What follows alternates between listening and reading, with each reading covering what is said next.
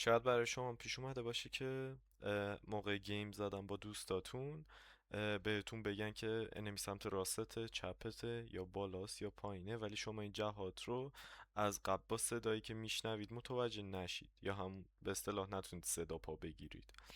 اه، ممکنه یه ستینگی روی سیستم شما ست شده باشه که فقط صدای اطراف رو توی تک حالت بشنوید و راه حل خیلی ساده ای داره برای درست کردنش.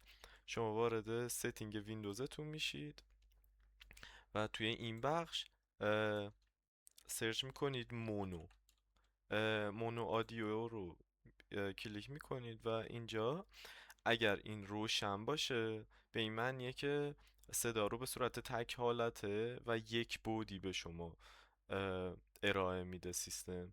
ولی اگه خاموشش کنید و وارد گیم بشید به وضوح میتونید ببینید که چقدر صدا فرق کرده و میتونید از هر جانب یا هر طرف صدایی رو دریافت کنید و بتونید انمیای بیشتری رو به صلاح کیل کنید.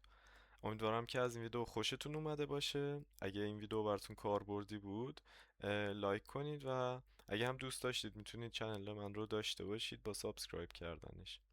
مرسی، خداحافظ.